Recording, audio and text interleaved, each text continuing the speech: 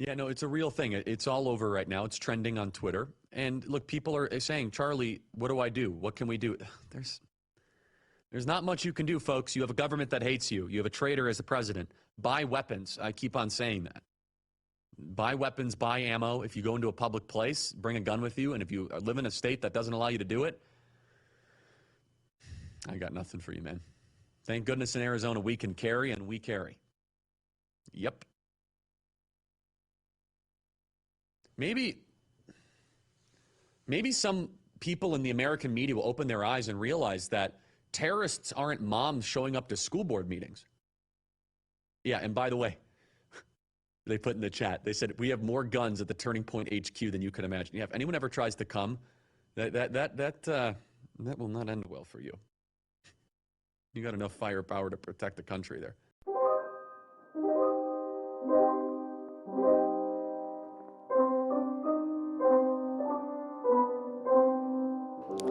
Okay, hey everyone. Welcome back to another episode of The Fields Between. My name is Ahmed, and, well, folks, hell gained another demon yesterday, whose name is Charlie Kirk, who you heard at the start of the episode. I'm sure by now you've heard the news. You know, he was murdered at a Utah Valley University event that he was doing, sitting under his signature Change My Mind tent and doing his favorite thing, which is, as a 30-plus-year-old man, going to debate undergrads whose brains aren't fully developed yet, but also it seemed like his intellectual wherewithal matched theirs pretty well. So Yasmine's not here right now. She is at work, and this week kind of got away from us a little bit, got pretty busy. So we weren't able to record, but just given the news and yesterday's events, I wanted to weigh in and create some content so we don't skip a week. So it's just going to be a solo episode, and I figure for this one, I'd like to talk about Charlie Kirk. I'll start by kind of maybe giving you an overview of some of his beliefs, what was written about him before yesterday's events. And then I really want to focus the conversation on the the discourse around, kind of the meta discourse around Charlie Kirk. So the discursive arguments of people talking about how we talk about someone who was murdered in the way that Charlie Kirk was. I do think that even in these moments, there is value to be had, and to kind of take a step back and think about, what are we doing here, and how should we be thinking and talking through the feelings in such a charged moment. So I'm going to attempt to do that. I haven't really planned the episode much. I just have a couple of clips that, to be quite honest with you, I haven't listened to all the way. So we're going to listen to them together. And I'll kind of stop and weigh in as is appropriate. But first, let's talk about Charlie Kirk. He was the founder of a group called Turning Points USA, a super conservative think tank, and eventually, gained some purchase and influence within the right-wing activist movement, but also within government, right? So he's, seen as somewhat of a friend of Donald Trump and a lot of the people who are in his cabinet. I am going to read you from this website, cbc.ca. Not really sure, but they collected a lot of Charlie Kirk's most controversial takes. So I'll just quickly go through those. Of course, on gun control, the man loved guns, as you heard in the beginning. A lot of people have been circulating the quote that was making the rounds recently about some gun deaths in the U.S. being worth it to ensure the continued existence of the Second Amendment of the U.S. Constitution. Even after, several mass shootings in elementary schools in which multiple children died. In Charlie Kirk's calculation, worth it in order for him to be able to carry a gun. The quote here is, "It is worth it to have the cost of, unfortunately, some gun deaths every single year so that we can have the Second Amendment to protect our other God-given rights," he said during an April 5th, 2023 appearance at the Salt Lake City campus of Awaken Church. Moving on. On civil rights, he thinks that the Civil Rights Act is one of the biggest mistakes. Quote, "We have made a huge mistake when we passed the Civil Rights Act in the 1960s because," he says, "it led to a, quote, permanent bureaucracy meant to promote diversity, equity, and inclusion." He also started out his career by saying that Martin Luther King Jr. was a great person, but then at a December 2023 political conference hosted by TPUSA, Kirk decried not only Martin Luther King Jr., calling the civil rights leader awful and not a good person, but also the Civil Rights Act of 1965 that outlawed discrimination on the basis of color, race, religion, sex, and national origin, and prohibited segregation. Quote, "I have a very awful radical view on this, and I can defend it, and I've thought about it," Kirk said. "We made a huge mistake when we passed the Civil Rights Act in the 1960s. Moving on to abortion.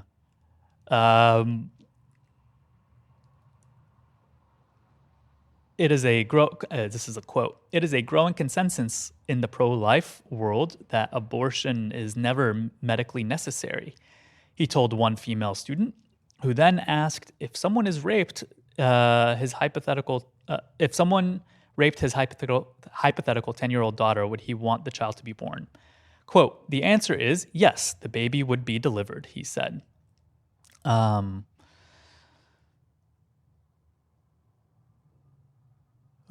yeah, that's that's a rough one. I mean, these are all pretty bad. You get the sense that, he's not a chill guy, and I think it's worth noting. I think we'll get into it in the next article, which is kind of a Southern Poverty Law Center review of Charlie Kirk's beliefs. Apparently, he starts out as a pretty secular guy, and then it seems like he found an opening by leaning more into religion and casting a lot of political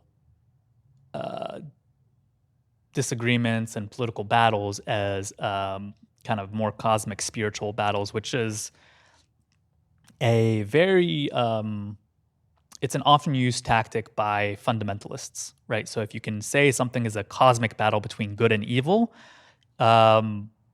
it's a really great way to galvanize and radicalize people and get them to act in ways that you want them to, without giving them reason to really think about the underlying substance of what you're saying and whether or not it makes sense or is even rational. On Gaza, he was obviously a staunch supporter of Israel. Even Benjamin Netanyahu came out to say that he was a legend and that he was a, quote, lion-hearted friend of Israel. Kirk is someone who often talked about the need to instill and rediscover and fight for Judeo-Christian values, and always cast Judeo-Christian civilization as better than other civilizations, and also wanting the U.S. to be explicitly a Christian nation that adhered to Judeo-Christian values. And so he was, an old school Orientalist. It's a very us and them, West versus East mentality. And guess what? That's something that can be used as a backdoor to just white supremacist values, saying that, hey, we are actually the ones who are in service of, beauty and art and intellectual movements and freedom and whatever. These are backward savages, right? And this came through in his language quite a lot, especially when talking about Arabs, especially when talking about immigrants. Kirk never allowed those groups of people who he saw as antithetical to Judeo-Christian civilization, never allowed those people their humanity, and often, spouted conspiracy theories and promulgated things like the Great Replacement theory. So Kirk really pioneered in that regard in saying that there's actually a white genocide going on, and it's being caused by the fact that we take in immigrants, and that the U.S. is going to have its, quote, throat slit by the sword of Islam. And so he often espoused this incredibly racist, jingoistic rhetoric that if you're someone who buys into it, it's very easy to see how someone may leap from hearing these things to actual violent acts. So there you have it. Also, sorry, back to Gaza, his views on Gaza. He also, as recently as July 28th, after much video and photo evidence, after much reporting on it from mainstream outlets, after academics weighed in and agreed that what Israel is doing is not only a genocide, but also is intentionally starving Gazans, and it has reached level 5 starvation, despite all the ample evidence. Charlie Kirk posted on X saying, no, Israel is not starving Gazans, and it doesn't need to, allow humanitarian organizations to go in to avert further starvation. At a Trump rally in Georgia, Kirk told attendees, I believe there is a spiritual battle happening all around us. Right now, this state is a Christian state. I want to see that to continue. But we need the faithful. We need those of you that have influence over your congregation to put pressure on your pastors. He also directed pastors to give sermons dedicated to preaching that the Democratic Party believes everything that God hates. So this is important, right? Because something has to follow these beliefs. It's not just that I'm trying to win people over to Christianity. Someone like Charlie Kirk is looking for a specific set of policy outcomes.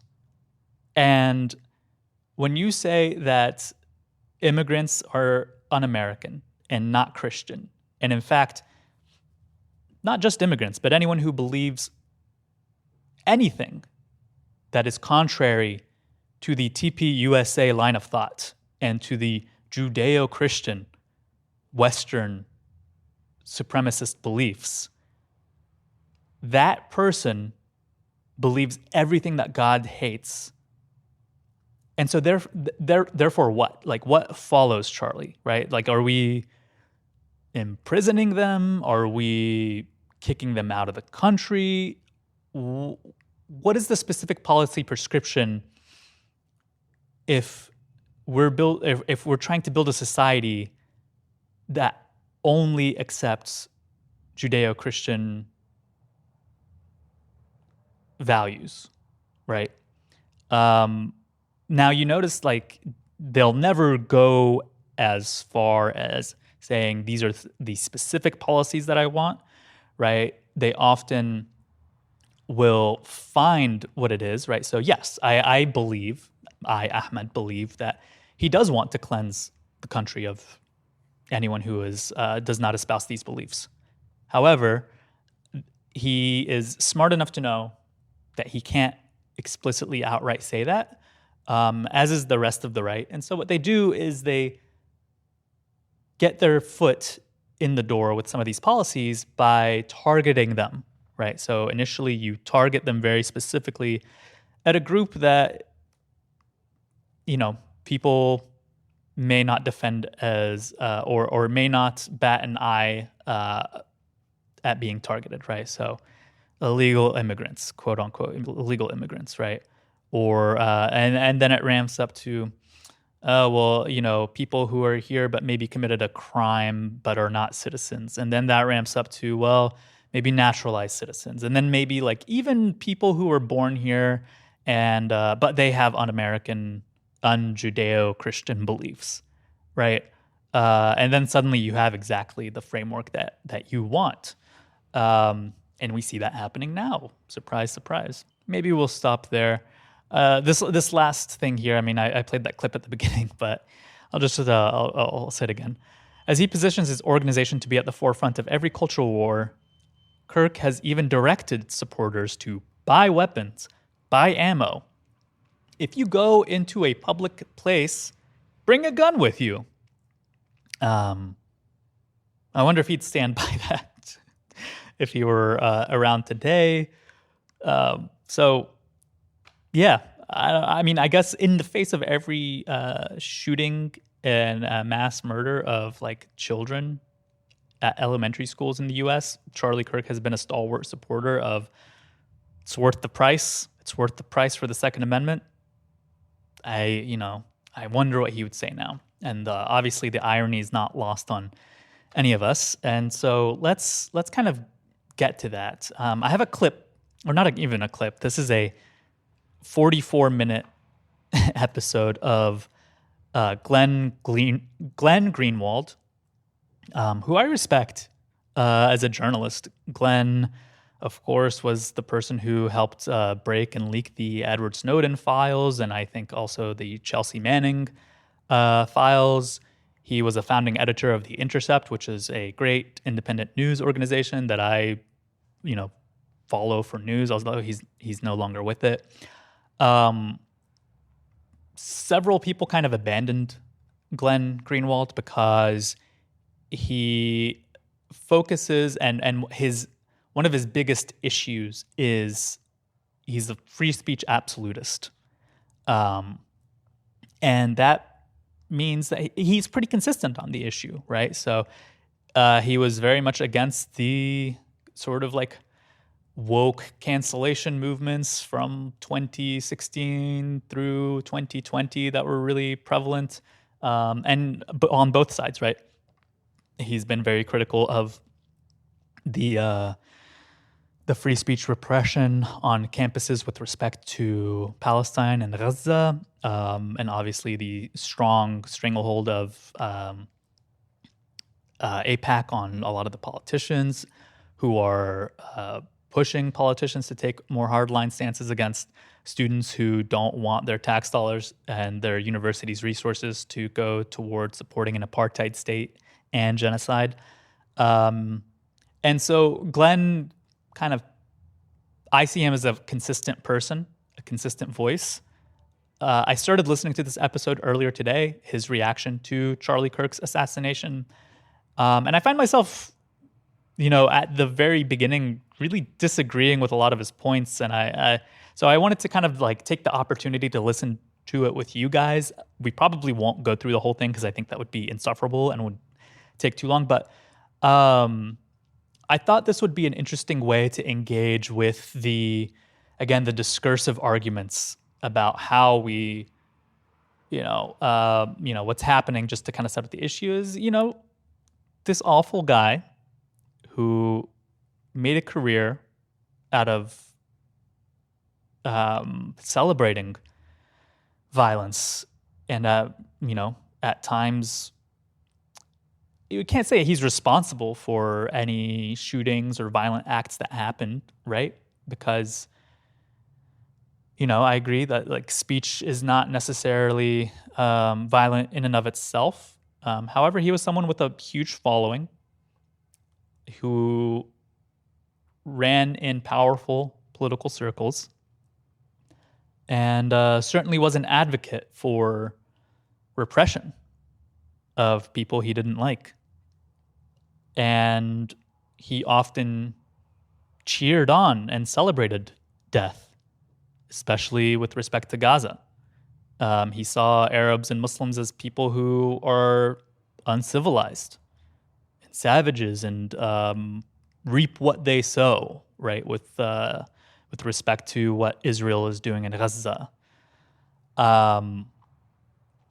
So it's not a surprise that a lot of people don't feel any sympathy for him.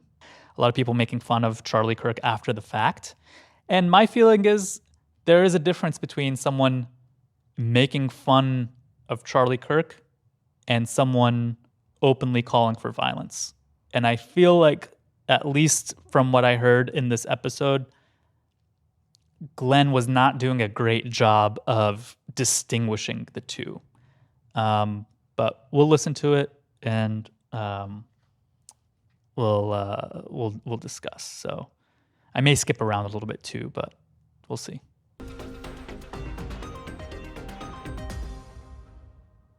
There was all kinds of discourse, as you might imagine, that emerged. I'm not talking about from random people online. I'm talking about from people with a prominent platform. And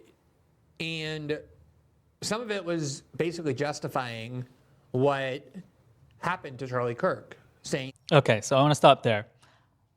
I don't think anyone is justifying what happened to Charlie Kirk. I think it's, again, one thing to comment on the irony of the situation. It's very dark irony. But again, Glenn being someone who is a free speech absolutist, feel free to disagree and say, oh my God, I think it's disgusting, whatever, blah, blah, blah. But by the way, if you think that is disgusting, and I'm not even talking to Glenn because Glenn has actually done this. There are a lot of people who are kind of like your typical liberals who are just like, oh my God, it's so disgusting to make fun of someone after they die or to cheer this on or whatever. Meanwhile, people like Charlie Kirk have been cheering on the death of people abroad because they see them as less human. And kind of using that to quote unquote own the libs and own people they don't like students at Columbia and anyone who feels sympathy toward Palestinians and Gazans. But let's go on. That he's a hate monger. He advocates wars, including defending the Israeli war in Gaza. He has denounced trans people. And so he's full of hate, said this theory, and therefore got what he deserved. Like it was some kind of karmic justice, or just that we should celebrate when people who have political differences with us die or are murdered or are killed. There's an MSNBC segment, I believe we have this, which... Okay, again, I just feel like, sorry to pause it so often, but I just feel like the way that Glenn is teeing this up it feels a little dishonest and a little slapdash to me. Just because, again, people are not all like Charlie Kirk, right? The people who are celebrating this, not even celebrating, right? The people who are making fun of Charlie Kirk, a person who, by their standards, did not respect the sanctity of human life, and espoused beliefs that were detrimental to a lot of human life. These people they have what, Instagram accounts with maybe 800 followers? Charlie Kirk had TPUSA, which had a budget of $80 million. And Charlie Kirk went to the White House. And Charlie Kirk was invited to Israel by the Israeli government. Charlie Kirk has friends in powerful circles that implement policy by which the rest of us have to live. Right? It's not as if you're kind of making it seem like the same people who are making fun of Charlie Kirk would be doing the same thing if some random conservative guy got shot somewhere, right? Like if some random dude who was wearing a MAGA hat and a MAGA shirt or whatever, and he got popped in the middle of the street. Do we think that these people would have the same reaction? Probably not. Right? So it's on one hand, it's not as if Charlie Kirk was just a normal guy with a small platform, and it's not as if people who are talking about him and being disrespectful have large platforms. In fact, it is quite the opposite. So let's keep going. I just think that matters when we're talking about this, right? Because we're making it seem as if the speech from everyday people is as powerful as Charlie Kirk's speech, which has a lot of money behind it. And in a lot of cases, I mean, at the heart of this issue, this is at the heart of the issue, right? It's like there is a huge power imbalance in terms of speech and whose speech matters. And it's not the people who are making fun of Charlie Kirk. I'll say that. Is quite remarkable because it's Matthew Dowd, who is a former, I don't think we have that MSNBC segment. How long before I see results? It's an ad. Hold on. Day 3, you'll feel your energy. Day 7, your eyes will change. Your eyes will change. Oh, we do have it actually. Awful actions to take. And saying what a great friend he was to Israel, how he talked to him about coming to Israel in a couple of weeks. I'm skipping around right now.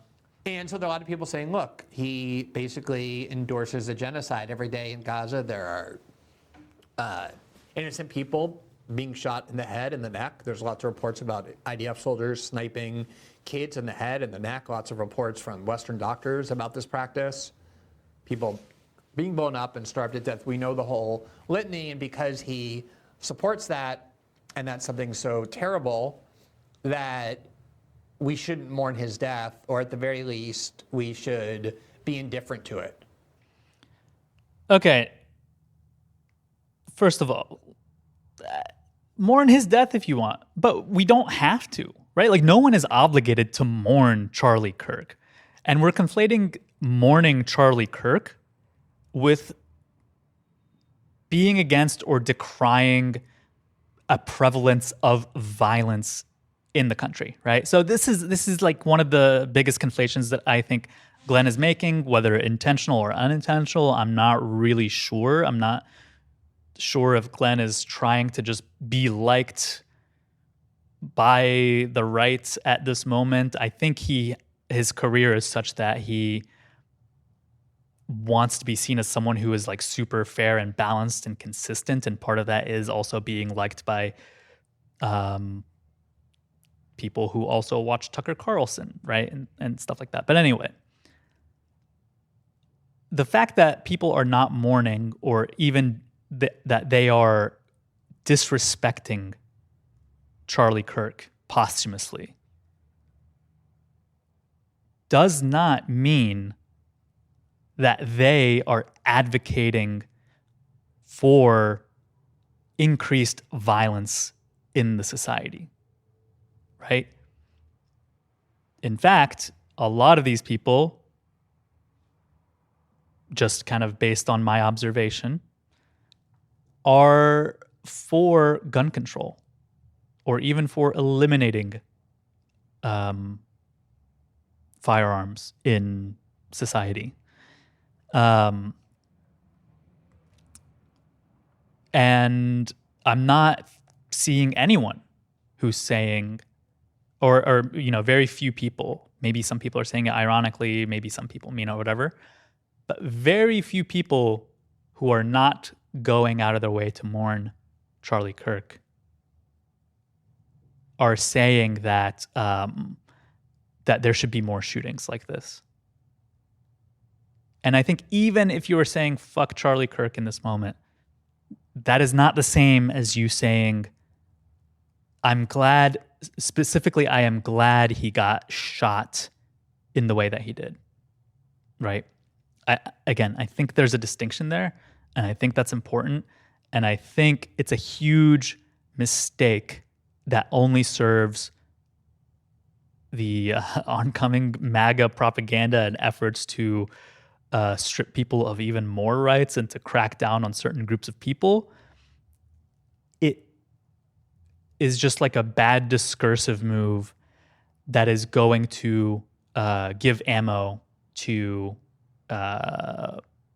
groups like that who are looking to use this to cause more harm to people who are already being targeted in this moment.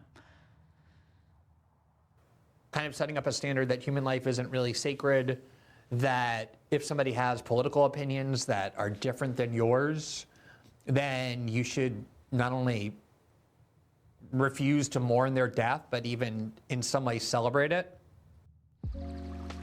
These 100% grass-fed Bro, beef what the sticks fuck from is up Billy with all Valley these are ads? This is crazy. 36 for just $36 right now. But before you go and buy them, here are 5 reasons I replaced processed. And I understand this temptation. I understand the temptation to do that.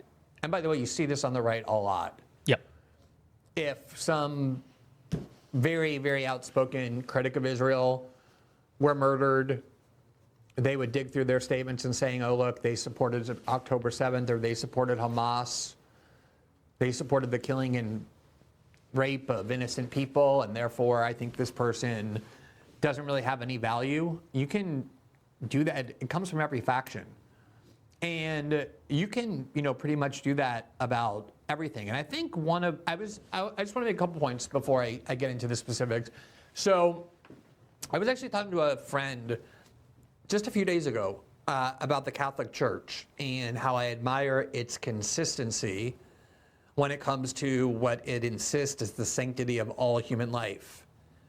There's a lot of people who affirm that they believe in the sanctity of human life, but the Catholic Church's positions on the question of human life are extremely consistent with that premise. They, of course, believe that abortion is murder and sinful because it's the extermination of human life. And they also believe that legalized euthanasia is a sin because that is the deliberate extinguishing of human life. And that's something that should be regarded as so sacred that we shouldn't have the right as human beings to just deliberately extinguish human life. And then they also are vehement opponents of the death penalty in all cases. Doesn't matter how grave of a crime you commit, how atrocious of a crime you commit. The Catholic Church's position is that the death penalty is wrong for the same reason that... Okay. I'm having trouble following Glenn here because, again, no one who is speaking ill of Charlie Kirk in this moment, no one has sentenced him to death. We don't even know who. I don't think there's a suspect. We don't know anyone's motivations. Again, I know he's talking about the discourse online, but this is just kind of a weird point to be bringing up because this wasn't like a execution that was carried out at the behest of people who don't like Charlie Kirk. So not really sure what the point is here, except I'm sure he's going to go into the church is consistent on its values or its view of the sanctity of life. And so they are in this regard better than quote leftists who are dunking on Charlie Kirk online. I don't know who gives a fuck. The sanctity of life has to always be upheld and that human beings should be barred. Obviously, they recognize in self-defense and the like, but should be barred, that we should insist on a framework that honors the sanctity of all human life. And you don't have to agree with them on any of those positions. You can disagree on their position on abortion or the death penalty or euthanasia. But I think overall, and of course the Catholic Church is a very flawed institution like any human institutions. It hasn't always comported with that view, et cetera, et cetera. But I think it is extremely valuable to do as much as possible to affirm the sanctity of all human life, that we don't celebrate when other human beings die. I think it creates a very dangerous framework for everybody, because if Charlie Kirk can be murdered for his political views because they advocate death, then anybody could as well. I mean, most people think the Iraq War was a hideous war crime, the invasion of Iraq, and I should remind you that 70% at least of Americans supported that. Essentially every political leader of both political parties supported the war in Iraq. 70% of Americans do not have a multi-million-dollar think tank and don't have the ear of the president. And also, again, no one before this was saying Charlie Kirk should be killed for his beliefs. There's a difference between saying it before it happens and not being heartbroken after it happens. Again, not being heartbroken after the thing happens is not equal to saying, I want this to happen more. I will agree with Glenn on one regard, right? Because I'm not someone who thinks violence is good. I want to live in a society with less violence. I don't think that's a controversial viewpoint at all. It's unfortunate that violence and political violence are realities of the world in which we live. And so we have to reckon with it. And we often, I think, come to a really cold utilitarian calculation that is just like, well, you know, who's doing more violence, and are they doing more violence than stopping violence? And, you know, are they better for society because of that? Or is society better off without them in it? And I think that's probably the way that a lot of people's brains are working right now. And I wish that wasn't the case. I wish we could just categorically all say violence in every case is bad. But I think given the world in which we live, where violence often happens to, a lot of the time, and most of the time in these cases, happens to people who are beloved by many. I mean, I guess Charlie Kirk was beloved by a lot, so not to take that away from him. But, you know, against people who you might lump in with the left. I hate saying left and right because it's just increasingly meaningless. But violence is often done toward people who are vulnerable, right? From like a class perspective. And it's never really done to people like Charlie Kirk, who are of much higher socioeconomic status. And I think there's something to be said and critiqued for the pearl clutching and just how many words are spent in service of defending Charlie Kirk's honor, or even trying to rescue the soul of America by defending Charlie Kirk in some way.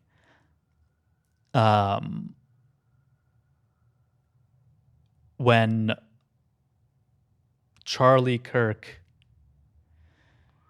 contributed to creating a society that views violence as a good thing much of the time, in framing,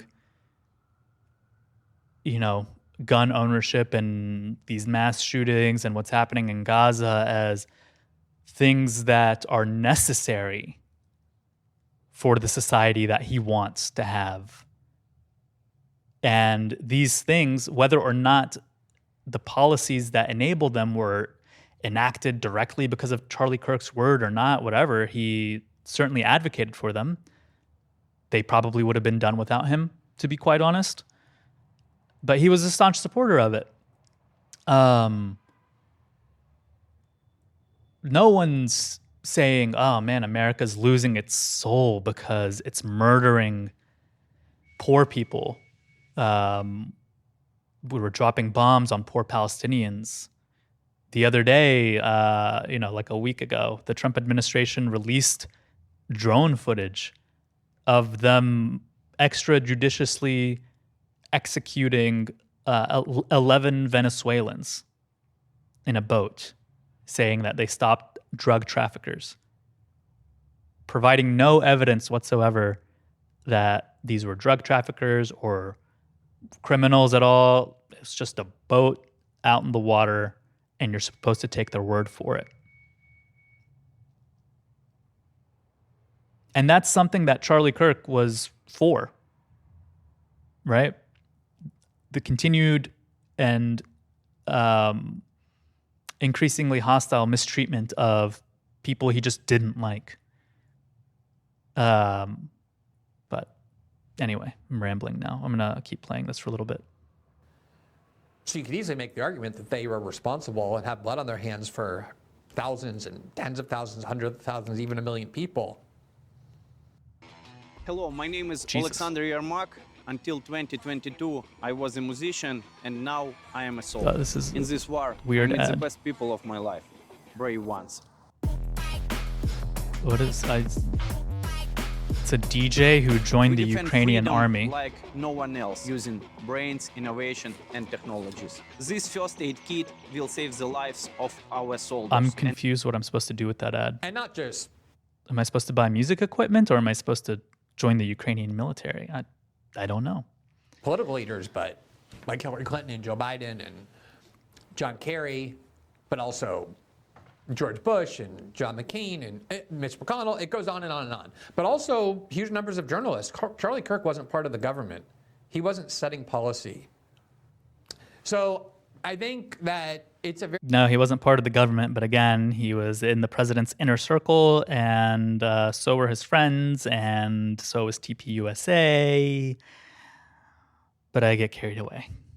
very dangerous game to start playing when you start justifying the murder of people because of their political views. But, and I should say, you know, I saw a lot of people today comparing this to what Luigi Mangione did and the way a lot of people cheered that. To me, that's very different. Without commenting on whether it was justified or not, I'm just saying it was a completely different act. Luigi wasn't murdering somebody because of their political views. In his mind, he was murdering somebody allegedly. We have no idea if Charlie Kirk was murdered for his political views. Could be. I'm not going to weigh in on that because I don't know. But it seems like a lot of Glenn's argument and so this is on YouTube, and then I initially started listening to this on the Apple Podcasts app, and I think there's some slightly different cutting of the episode. I'm not sure, but at least earlier in the episode on the Apple Podcast one, when I was listening to it, Glenn did explicitly call, you know, people who again were making fun of Charlie Kirk like disgusting, right? And I think for him to make those, you know, smears and accusations of people who, again, don't like Charlie Kirk, I think a lot of it hinges on the assumption that Charlie Kirk was murdered for his political beliefs and that this was about repressing those and that this was something that was antithetical to free speech. Maybe you can say it's likely, whatever. I'm not going to speculate on that. I don't think it's worth getting into, but I think it's kind of an irresponsible argument to be making this early without us knowing any of the facts. Because he was the head of a company that, in its actions, inflicts all kinds of psychological suffering and death on huge numbers of innocent people. So you can't say Charlie Kirk did that. Charlie Kirk isn't the head of an army. He's not the head of a country. But I also think, you know, getting back to this sanctity of life issue, I think one of the things that online discourse has done is it has drained so easily the humanity of other people. It's there on social media because basically what makes us human is stripped away. We're just names on a screen, or we're our tweets or our interviews or our political views that define who we are. And that is an important part, especially of someone like Charlie Kirk. Charlie Kirk was, in his public life and his work, a political figure, and his political views were an important part of his identity. But they weren't the only part of his identity. He had other extremely important parts to his identity, beginning with the fact that he was a human being, that he was the husband to his wife, that he was the father of 2 young children. And I can surmise the kind of agony and pain his wife and their children have and are going to have for a long time to come. And I think it's important to take that into account when you're deciding how to look at somebody. Not just when they're murdered, but how to look at somebody in general. Sure, right? I don't think anyone is owed that. Certainly, Charlie Kirk has not afforded that to the children who have watched their parents die in Gaza, nor the parents who have had to watch their children die in Gaza. Charlie Kirk never gave a shit about them. Continued to cast Arabs and Muslims and Palestinian Gazans as savages who deserved what they got. So Charlie Kirk is allowed to say they deserved what they got. But Glenn, you're going to take issue with people here who say that Charlie Kirk deserved what he got. Or even not even saying that, right? I'm not saying people didn't say that, but even going so far as to just make fun of the man who caused people a lot of suffering. They're not sad about it for obvious reasons. And you think that's disgusting. I don't know what the value of this hand-wringing is, except to cast people as unhuman, uncivilized people who are not worthy of being integrated into society, right? And maybe that's a little too harsh for Glenn Greenwald in particular, but this is the line of thinking that I know people like Laura Loomer and Trump are going to take and use to their advantage to, in their ideal world, jail dissidents and either imprison them forever or deport them to some country they'd never been to, what have you. So I just find this really disingenuous. And I wanted to also bring up that when I was listening to this on the Apple Podcast app earlier, and maybe I accidentally skipped over it or something, but Glenn says something to the effect of Charlie, his goal was to engage people in civil debate. And he used the word civil. And I have to only guess that civil refers to the tone, which Charlie certainly was not. I mean, you just watched a couple of his videos. He was incredibly condescending and sometimes yelled, was not always actually civil in his tone. But regardless, even if you say that you think X number of people should die or whatever, blah, blah, blah, blah, blah, your tone doesn't matter in terms of judging whether or not you're being civil or measuring the civility of that interaction. The measure of civility is the substance of what you're saying, and often the substance of Charlie Kirk's views and the logical endpoint of Charlie Kirk's ideology and outlook of the world necessarily called for a lot of violence, because it called for a lot of people who are currently in this country and just trying to live their lives, called for their removal or their imprisonment or their surveillance or their subjugation in one way or another. And you're going to sit here and call that an attempt to be civil? To say that a 10-year-old girl who was raped should be forced to have a baby, that's civil? To say that Palestinians who are being torn apart by bombs from the US and by Israeli military day in, day out, and are being starved to death, to say that that's okay and that's part and parcel of Judeo-Christian values and that they're getting what they deserve, that's civil? But just because he's not yelling it, not because he's not foaming at the mouth, because he has a platform where millions of people are listening to him and he doesn't have to yell over anyone to be heard. That doesn't sound civil to me. So, again, like, what the fuck is the point of eulogizing this guy? It doesn't make sense. So Charlie Kirk just a couple of weeks ago was on Fox and Friends, and he went with his wife and their 2 young children, and here's some video of that.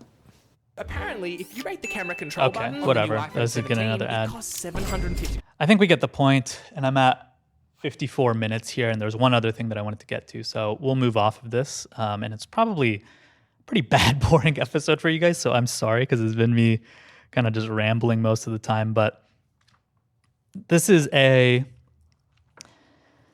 wanted to move on to the reaction, we kind of hinted at it earlier,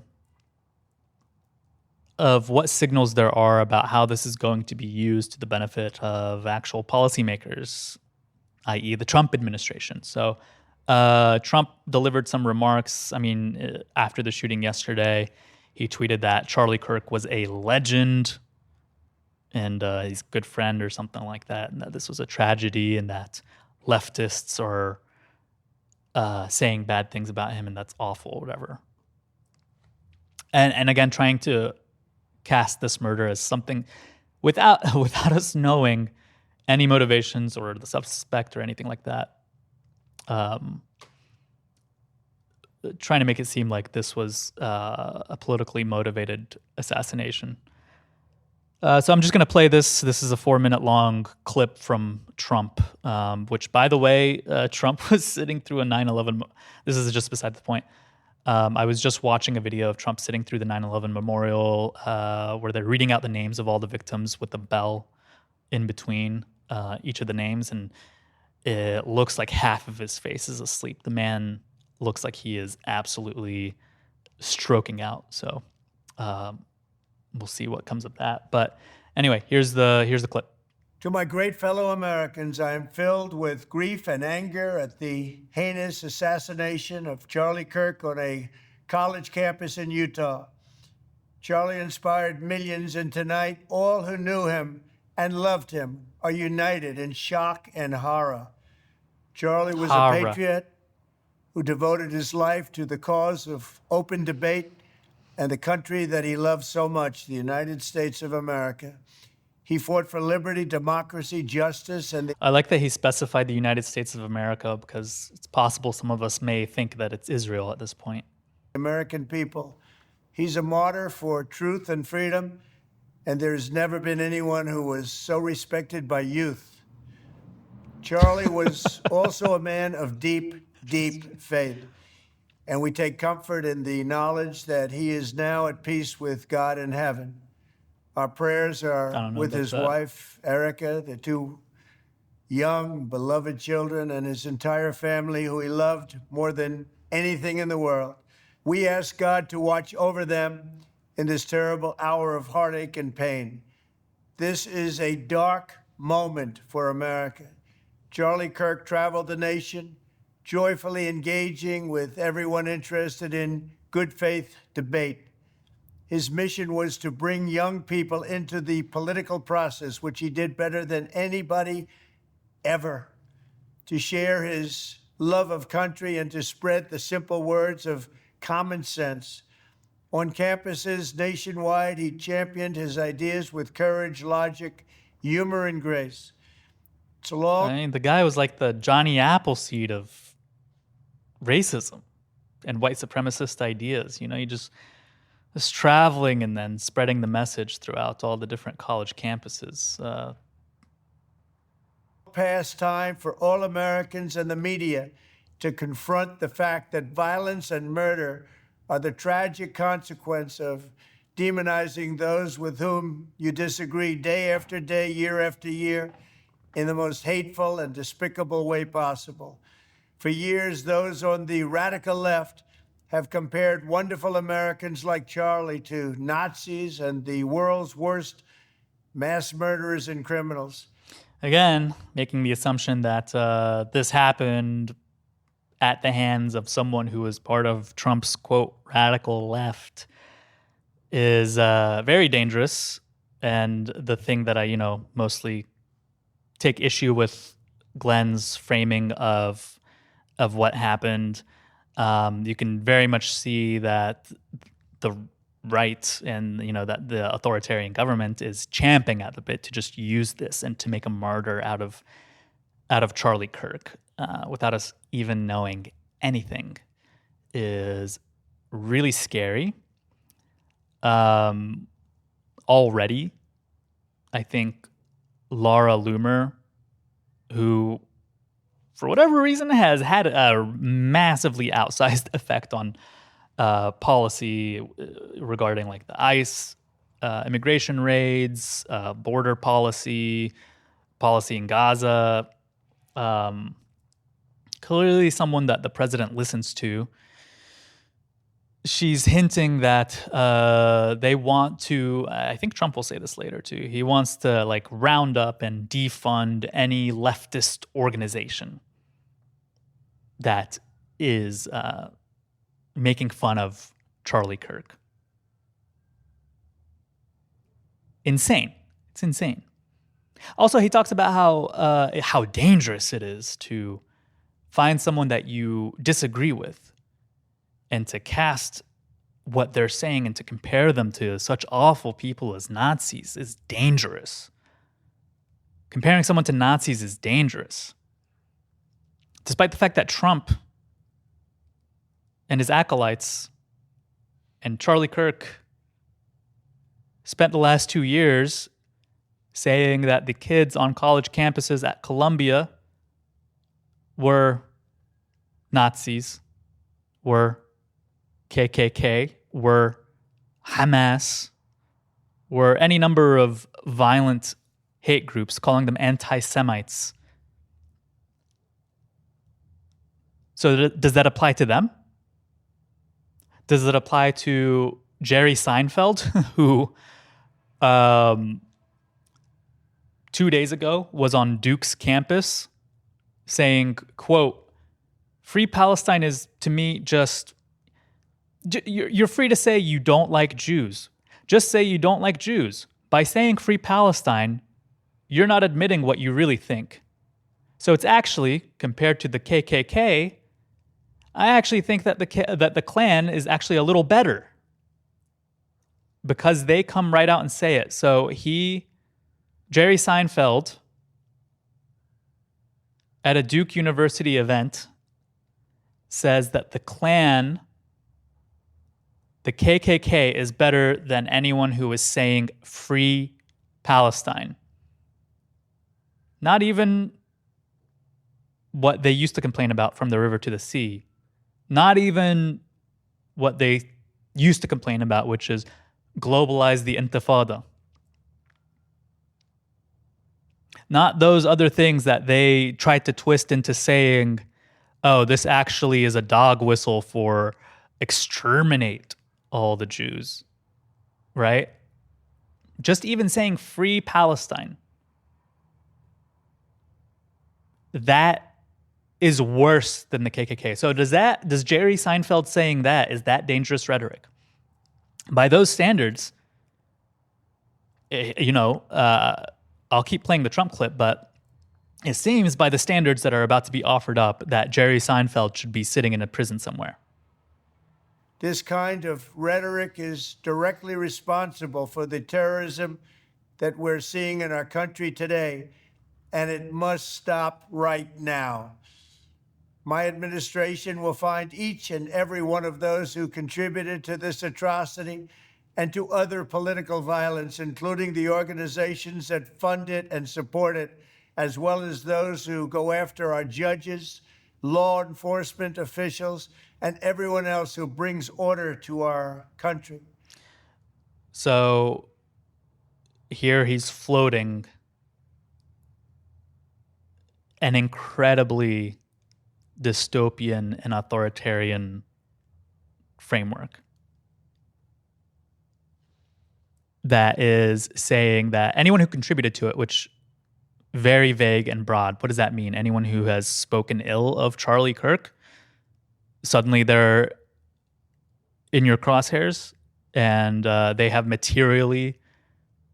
We're just going to do one big RICO case for half of America for the murder of Charlie Kirk. Is that what we're saying? That we're just going to put half the country on trial because they don't like a guy who got shot? That's insane. From the attack on my life in Butler, Pennsylvania last year, which killed a husband and father, to the attacks on ICE agents, to the vicious murder of a health...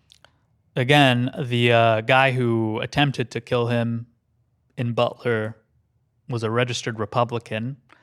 Let's not forget that. So it's clear. Also, it's very clear that Trump actually probably does not give a shit about Charlie Kirk. This is just like a very convenient excuse to target a whole bunch of groups that he doesn't like. And I'm sure he's going to try to frame this as a war, and that under the unitary executive theory, he should be able to mobilize the military and declare war on these terrorist supporting Charlie Kirk haters. That seems to be where this is going, but I'll keep playing it. Care executive in the streets of New York, to the shooting of House Majority Leader Steve Scalise and 3 others. Radical left political violence has hurt too many innocent people. Again, it's not radical left too many violence. Lives. Tonight, I ask all Americans to commit themselves to the American values for which Charlie Kirk lived and died. The values of free speech, citizenship, the rule of law, and the patriotic devotion and love of God. Charlie was the best of America, and the monster who attacked him was attacking our whole country. An assassin tried to silence him with a bullet, but he failed, because together we will ensure that his voice, his message, and his legacy will live on for countless generations to come. Today, because of this heinous act, Charlie's voice has become bigger and grander than ever before, and it's not even close. May God bless his memory. May God watch over his family. It's not even close. And may God bless the United States of America. Thank you. Oh, man. This guy clearly just winged the whole thing, but crazy shit. It's crazy shit. And it doesn't look good. Okay, how do we get a good sign off here? I don't really know where to take this, but do I care about Charlie Kirk? No, I don't. I think he was an awful, vile person. I also don't believe people should be murdered. But I'm also not sad that Charlie Kirk is gone. Would it be better if we lived in a society where anytime someone was murdered, it was categorically heart-wrenching and everyone paused to reflect on what a disaster and loss and destruction of life that is? That would be a better society. That would be a better world. But in order for that world to actually exist, then people like Charlie Kirk need to do more to humanize and respect and advocate for the preservation and sanctity of life of people who get shot by police, of people who are fleeing their political or economic circumstances to come here and work and to live lives free of oppression, of even people who live abroad under the imperial thumb of the United States, whether it be military oppression and occupation or economic oppression through sanctions. That's violence. The society would have to place an equal human and spiritual value to the lives of Sudanese people, to Gazans, to all Palestinians, and to everyone abroad who is crushed under the might of American economic and military imperialism. So I'm for that. I'm for getting rid of all of that. And when we undo those systems, I promise you, the people who you are saying are championing violence right now, I promise you, would be more than happy to say, rest in peace, Charlie, or whatever, or even to not dunk on him in a moment like this. And in fact, I think everyone would see one-off, sporadic and spontaneous instances of horrific violence would be equally horrified and shocked by them, regardless of who the target is. So maybe let's start by trying to humanize the very people that Charlie Kirk spent his career demonizing and saying are violent savages. So that's all I have, but we'll leave it there. And don't worry, next episode, I'm sure Yasmine will be back, so you won't have to listen to me ramble. But didn't want you to go an entire week without your content. So, bye.